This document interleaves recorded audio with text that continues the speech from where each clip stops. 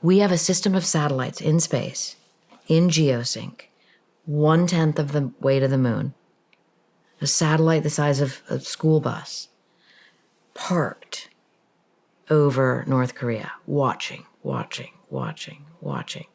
So when launch happens, we see it in under 1 second. A nuclear war could be triggered by any nuclear launch at the United States, period, right? So there are now 9 nuclear-armed nations. In my scenario, I chose a rogue launch from a ballistic missile, an intercontinental ballistic missile.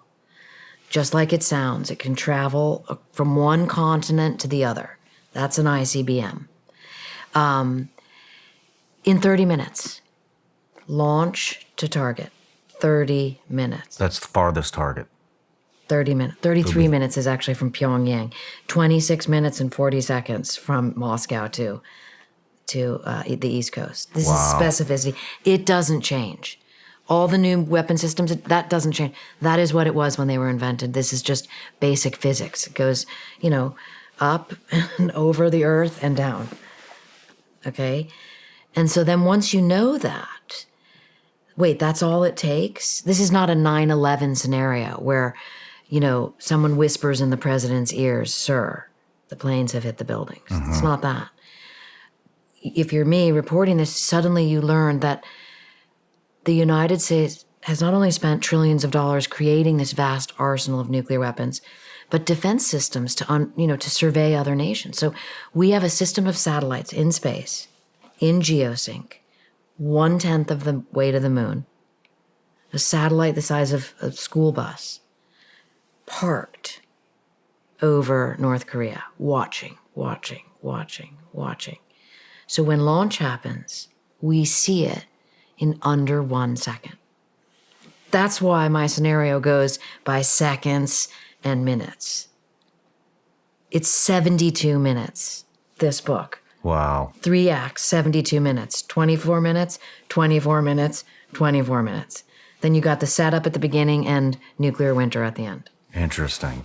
Real quick so here's what I'd like to do is dive into the scenario and then talk about some of the defenses that we have. Mm-hmm.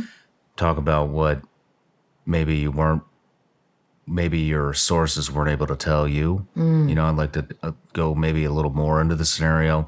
But real quick, who are the 9 nations? U.S., Russia, China, UK, France, Pakistan, India, Israel, North Korea. Iran's not on there yet. Iran is not on there yet. Right on.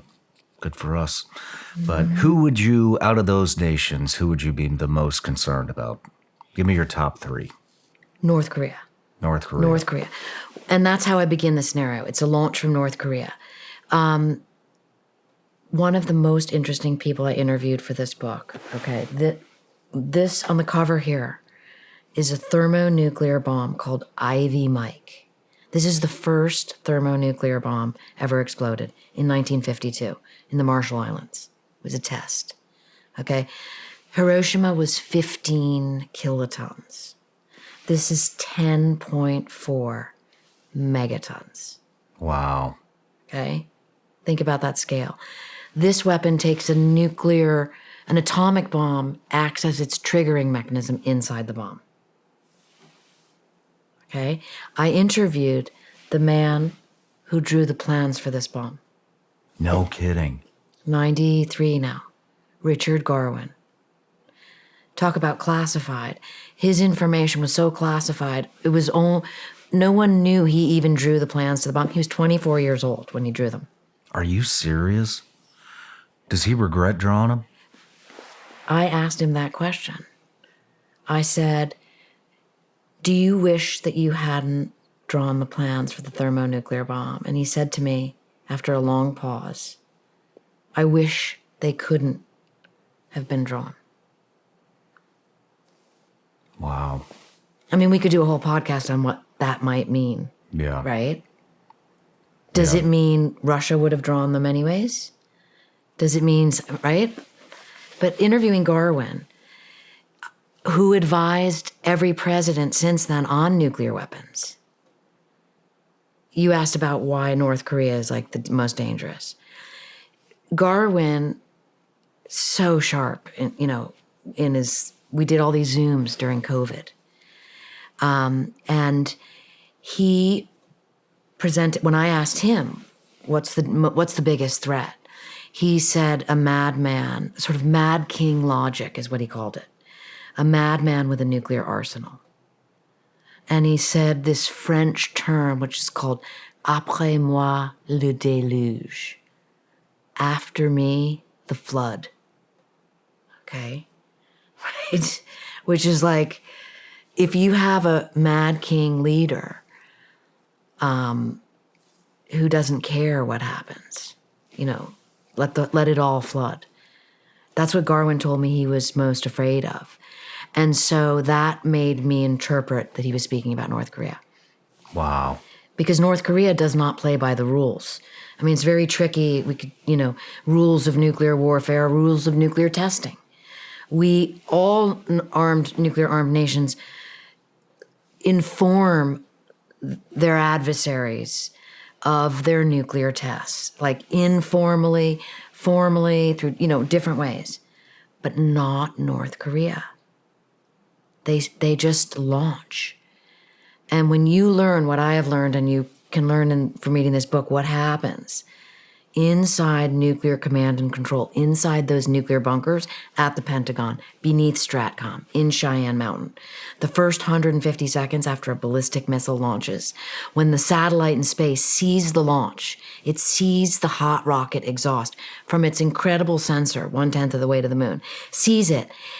For the next 150 seconds, U.S. nuclear command and control, all those assigned to the job, are trying to figure out where that ballistic missile is going. It's like... I'm glad you brought that up, because that's what I was going to ask. Are the satellites advanced enough to pick up on the trajectory and where it's headed, and how fast? So in seconds, the data goes to the satellite, and then it's relayed to command centers in the United States. There's a facility called the Aerospace Data Facility in Colorado that was only its existence was only declassified in 2008. Okay?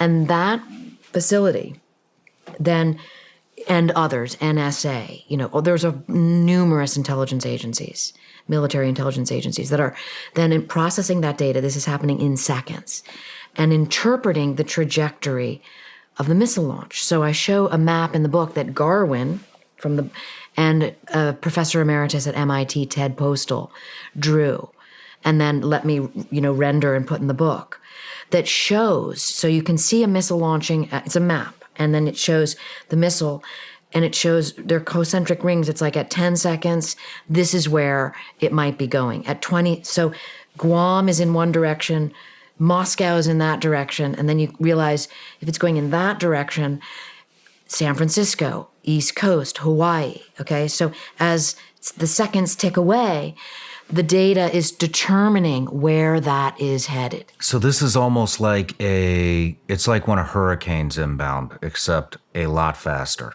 It just narrows in, narrows in, narrows in, narrows in. And by 150 seconds, STRATCOM, or, the Peterson Air Force Base, the Space Force, the Aerospace Data Center, they know this ballistic missile is headed toward the United States. 150 seconds. Normally, what North Korea does is send the satellite. They're sending it up to space to drop a satellite, so that's one different trajectory. Or they launch into the Sea of Japan.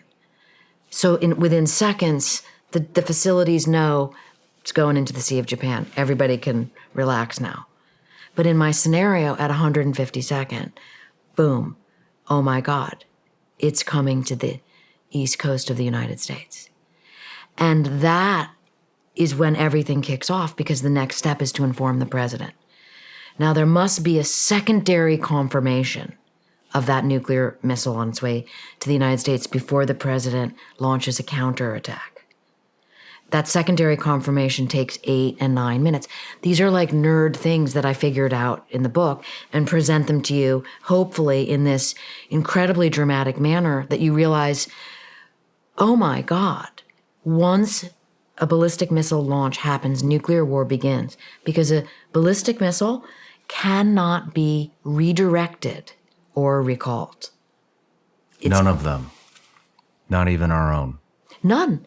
No matter where you're watching Shawn Ryan Show from, if you get anything out of this, please like, comment, subscribe, and most importantly, share this everywhere you possibly can. And if you're feeling extra generous, please leave us a review on Apple and Spotify podcasts.